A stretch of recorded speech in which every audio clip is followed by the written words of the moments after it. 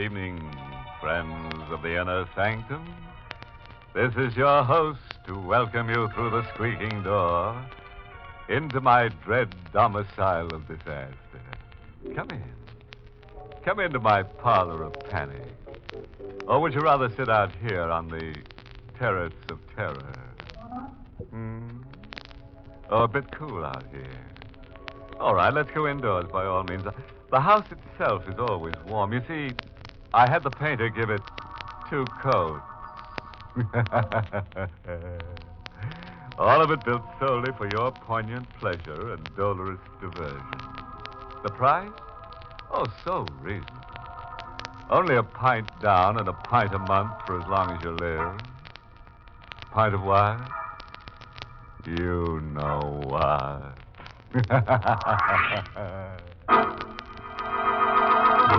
Tonight's Inner Sanctum mystery, The Eyes of My Murderer, was written by Emil Tepperman and stars Donald Buca in the role of Barry with Charlotte Holland as Carolyn.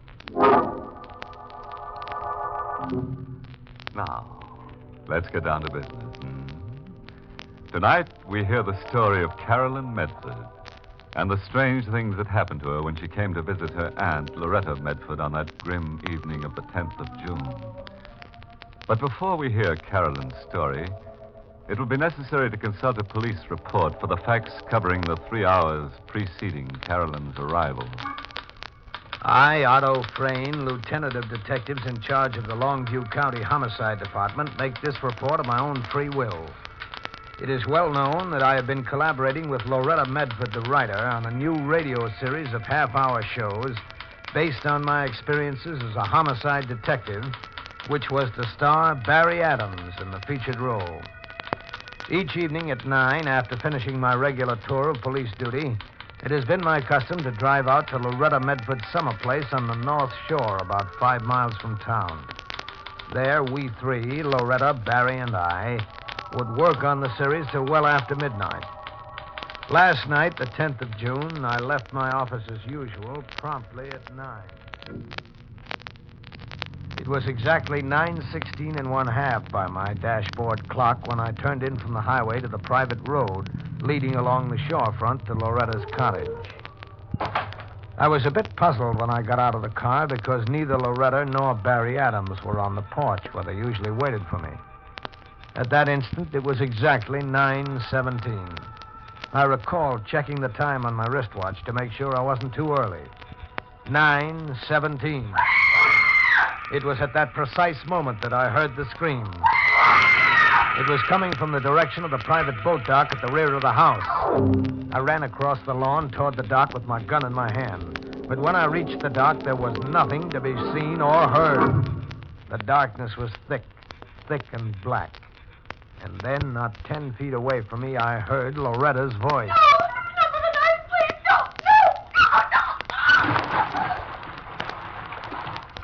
I couldn't see anything, and yet I knew someone was here, someone who had just stabbed Loretta to death and cast her body off the dock, someone who probably still had a bloody knife in his hand. Then I saw him. He was only a couple of feet away from me, just a blur in the night, too dark to see his face. But when he spoke, I knew him. That you, Otto? Barry. Barry Adams. What happened, Otto? For heaven's sake, tell me what happened. Suppose you tell me what happened. That was Loretta. Yes, I know it was Loretta. Well, why are we standing here? Why don't we look for her, try to help her? You know there's no use looking for her. Her body went over the side, and you know the current here is strong enough to carry her right out to sea. She was murdered right here in the dark, and I wasn't 10 feet away. Were you that far away? What? What did you say? Why did you kill her, Barry? Don't be a fool, Otto. I was walking around on the other side of the house when I heard the scream. Why, I must have got here about the same time you did. Sorry, Barry, I can't buy that. Look here, Otto. You know I'm going to marry Carolyn, don't you? Yes, I know you're going to marry Carolyn. Well, then how can you imagine I'd kill her out? It's no use, Barry. You can't talk yourself out of it. You've got to be the killer. There's no one else here on the dock. What about you? What? You're on the dock. I just got here. So you say.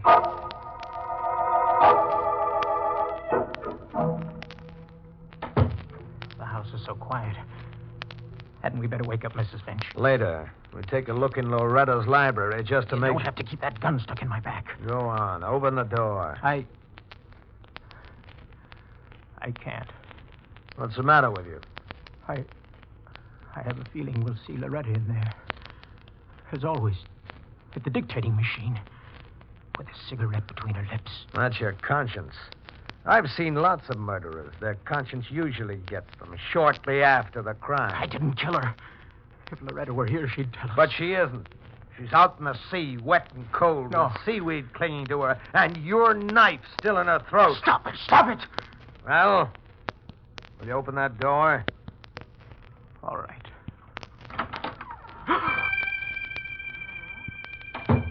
Well, what is it? Why did you close that door again? Loretta. She's in there. You're crazy. She's in there, I tell you. Her hair all matted from the sea. A bloody wound in her throat. Get out of the way. Don't open it! Trying to tell me you saw a ghost? Well, if you didn't kill her, her ghost won't hurt you.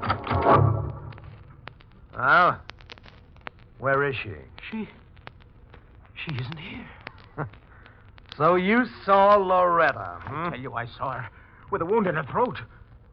Say, how did you know she'd been stabbed in the throat? What do you mean? Just before you said she was floating in the sea with a knife in her throat. How did you know where she'd been stabbed? Oh, I didn't know. But you said it. Well, that was just third-degree stuff. I was trying to paint a picture for you to break you down. We do it every day with murderers. That's the way I saw her just now. Sure, my picture made it so vivid in your mind you thought you saw her. Proves you killed her. This is no illusion. She was right there, I tell you, before the mirror. Yes. What was she doing? Standing or sitting? She... Or just floating? I don't know. All I saw was her face, her tangled hair, her throat in one hand. She was pointing at something. You got it bad, Barry. Want to sign a confession? She was looking right at me and pointing over there to the dictating machine. Oh, the machine, huh? How do you make this thing work? Move the needle back to the start of the cylinder. Now press the playback switch. Right there. I don't hear anything. Press the button on the speaking tube. Oh. Well? Tonight, I am going to die. I am going to be murdered. I know because I've seen it in the eyes of my murderer. I even know the plan. The current that runs past the boat dock. The freak current that catches up any object thrown to it and carries it out to the sea. My body is to disappear. There will be no corpus delicti. Anyone else might be frightened, but I'm not. I know that I shall come back. I know that I shall be able to point to my murderer. And what's more important, protect Carolyn. Yes, Carolyn is next.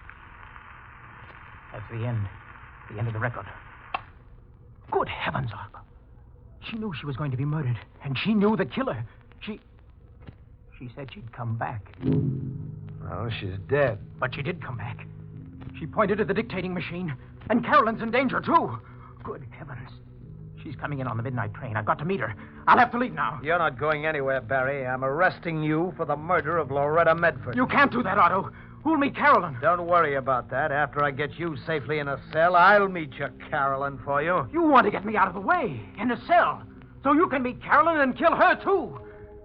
You're the killer. Now, look, that kind of talk won't get you anywhere. I won't let you do it. I'm getting out of here. See? Now! I won't let you kill Carolyn! Stop! Stop or I'll shoot! What? Loretta! I must have been mistaken. Imagine it. I let Barry get away. I'll never find him in the dark. That voice could have sworn. Good evening, Lieutenant Vane. And what is it that you could have sworn? Mrs. Finch. Please excuse the night clothes. I was rudely awakened in the midst of a troubled sleep. Mrs. Finch, did you just call out to me just now? Did you say Don't shoot, Otto. I'd not be likely to say such a thing to you, Lieutenant Frayne. And was it Mr. Barry you were going to shoot, whom I just saw scooting out of here like a streak of lightning? I don't understand a thing like this. A thing like what? I just heard, or thought I heard, Loretta Medford say something to me. And not being Scotch like me, you don't understand how it was that a dead woman spoke to you. How did you know she was dead? You needn't become so excited. It was in my sleep I saw. You saw her in your sleep? Yes, and it troubled me so that I awoke. She came before me with her hair all dank and tangled, and the salt water glistening on her face in the dark, and her throat bleeding and raw. You saw her like that? Oh, yes. And she spoke to me. I don't believe you. I don't believe in such things. You don't, eh? Then who was it that spoke to you a moment ago and told you not to shoot? I don't know.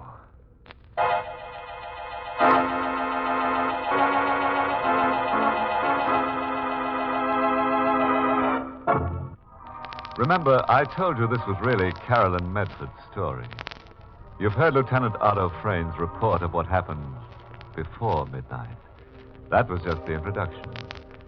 Now we come to the crux of the story. What happened after midnight, when that gadabout ghost really started to walk. And here's Caroline herself to tell it. It's not difficult to imagine the sense of shock with which I read Otto's report of the murder of Aunt Loretta. It was Otto who met me at the train instead of Barry. He didn't explain where Barry was. Instead, he handed me the report, which he had typed at the headquarters before coming to meet me. I read it in his car with the aid of a flashlight while he drove to Aunt Loretta's. When I finished reading, I just sat there with the papers in my lap. I felt something tight catching in my throat. I couldn't cry. If I had been able to cry, it might have been better. I'm sorry, Carolyn, about Barry. I don't believe it. How well do you know him? When did you first meet? Last time I visited here, in April when school closed for Easter. Well, you were only here for a week. We've written regularly ever since. He proposed to me by mail. So you don't really know him very well. Well enough to marry him, Otto. A man could be that kind of killer, and you'd never guess it to look at him or talk to him, or even from the way he made love to you. Please, Otto. I'm sorry. You know how I feel about you, don't you? Yes, I know. If it weren't for Barry... If it weren't for Barry, I might have a chance. Oh, Otto, please be kind to him. You love him so much? All right, Carolyn. I'll tear up that report. Oh, no. I don't mean that, Otto. I mean, prove that he's innocent. Find the real killer. Otto, don't you see? It might have been somebody else, a madman, maybe an escaped lunatic. There's only one trouble with that theory, Carolyn. What? I was the only other person on the dock.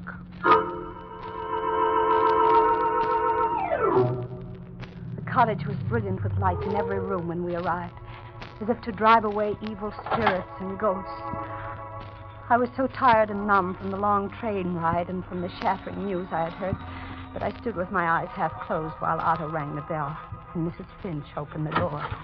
Come in, Miss Carolyn. Oh, come in, Lieutenant. Ah. My men all gone? Yes, they left a little while ago. Oh, Miss Carolyn, you look exhausted.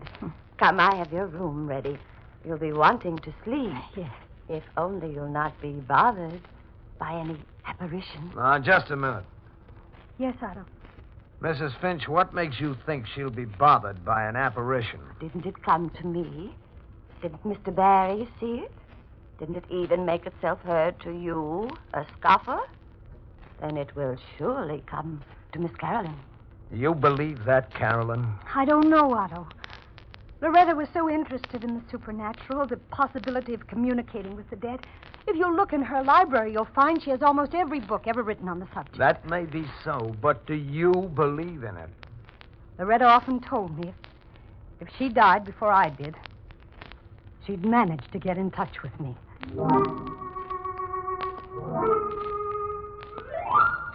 Mrs. Finch, who could have hated Loretta enough to kill her? Don't bother your pretty head with that now. There'll be time for talk in the morning. No, I want to know now. Be better to sleep now. No, please, Mrs. Finch. You knew her. You knew her so well. You've been with her for 14 years. Yes, 14 years. Long enough to learn to hate her. What? What did you say? Don't look so startled. You, too, have cause to hate her, and so has Mr. Barry. What are you talking about? Her, with her 38 years weighing heavy on her, and all those peroxides and creams and shampoos that she used. You know why? Because she wanted Mr. Barry for herself. Oh, no, I can't believe that. Burned her inside to think of Mr. Barry marrying you. She would gladly have died to stop it. And hasn't she done it? She goaded Mr. Barry into killing her, and now he'll be hunted and caught and executed. And wherever she is at this moment, if she can laugh, she's laughing. Oh, no, Mrs. Finch. How long I lay there after Mrs. Finch had left, I don't know. I was cold and shivering. My eyes were wide and sleepless as I lay taut in the bed, and my nerves were raw. So raw that the slightest sound grated. That sound at the window. My eyes flew toward it, and I glimpsed at the shapeless form out there in the night. And I saw the window slowly inching up. I must have leaped up by instinct like a terrified animal. And then I was at the door, and it snatched it open. The corridor was still. There wasn't a sound. I dared not look back into my room at the window. I ran across the hall and pulled open the door of Mrs. Finch's room. Mrs. Finch! Mrs. Finch! There was no answer. The room was empty. Mrs. Finch wasn't there. Blindly, I turned and ran to the stairs. How I got down them without falling, I'll never know. But at the foot of the stairs, I stopped. And everything within me seemed to congeal. For there at my feet lay the body of Mrs. Finch. And her eyes were wide and staring. And her mouth was set in a terrible grin. And her head rested at a crazy angle on her shoulder. For her throat was cut almost from ear to ear. Stop it! Carolyn, stop it! I tell you, stop it! It's all right, Carolyn, darling. It's all right, darling. It's I, Barry. There now. Take it easy, honey. That's right. I felt the glaze leaving my eyes and the rush of blood subsiding from my temples. And then I saw Barry. He was standing there, and in his hand was a knife. And blood was dripping from the blade. Now, take it easy, Carolyn. Barry, the knife you killed. Oh, I didn't kill Mrs. Finch. I just picked the knife up in the kitchen. The killer must have thrown it away. Who's that? It's Otto. He must have heard me scream. He was watching for you outside in his car. I've got to get away, Carolyn. Why are you looking at me like that? You don't think I'd kill Mrs. Finch? Or Loretta? Oh, yes! Stand still, Barry, or I'll shoot to kill. Now, don't move while I climb in through this window. Otto! All right, Barry. Drop the knife. Well, can you talk your way out of this one? Now, look here, Otto. They stood there arguing, and I didn't know what they were saying. I only felt a great and terrible weariness, as if I had had enough of living, and would welcome death if only it meant sleep and rest.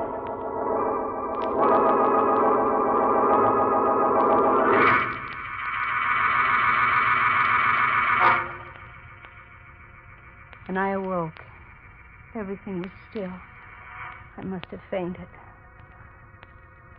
I realized with a shock where I was.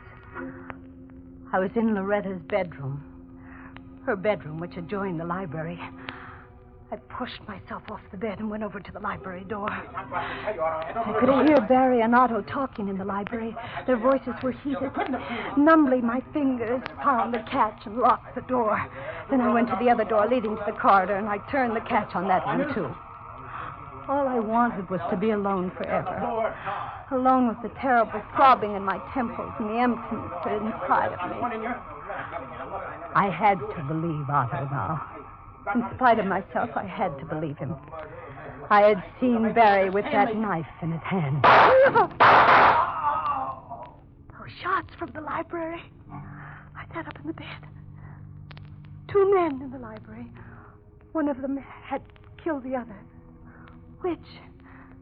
Otto had the gun, but Barry might have tricked him somehow. Which was dead? Which was alive? Someone was trying the library door. Oh, which one? Carolyn! Can you hear me, Carolyn? Are you awake? Barry. Open the door, Carolyn! I must talk to you. I won't answer. You'll think I'm asleep. Carolyn! Someone has killed Otto. He was shot through the window. Let me in, I tell you. I've got to protect you. I ought to let him in. Let him kill me. What's the use of living? Loretta said she would come to me. Maybe if Loretta comes, she'll take me back with her to the land of the dead. An excellent idea, Carolyn. Loretta! You did come back as you promised. As you see, Carolyn. But why isn't your hair all matted and dank and the way the others saw you and the wound in your throat that the others saw? The others saw what I wanted them to see, Carolyn. I don't understand, Loretta. Do you mean that you're really not dead? Exactly, my dear. But you were murdered out on the dock. Barry and Otto heard it.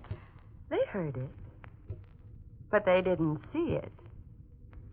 Was it a trick? Yes, dear, it was a trick. I was never on the dock.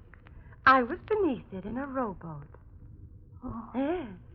And I screamed from the rowboat and made Barry and Otto each think that the other had murdered me.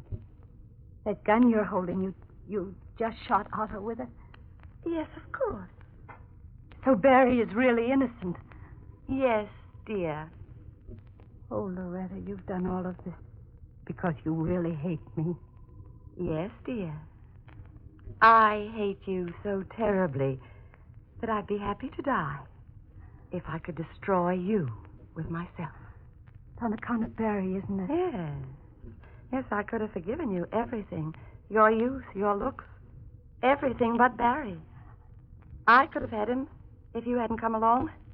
But now you shan't have him because I'm going to kill you. Loretta. Then when Barry's caught, he'll pay for you and for all the others. Stop that gun, Loretta!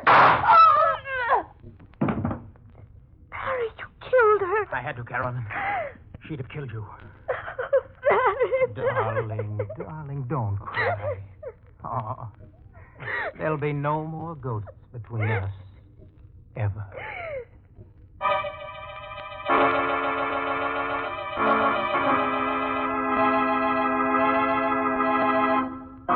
There now.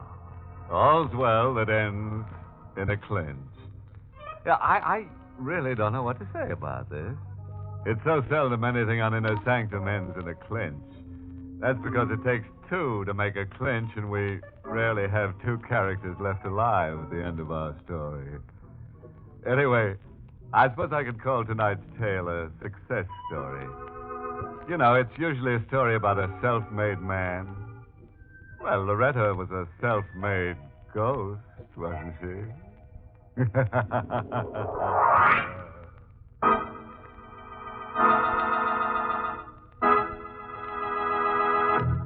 We invite you to join us again next week at this time for Inner Sanctum. This is the United States Armed Forces Radio Service, the voice of information and education.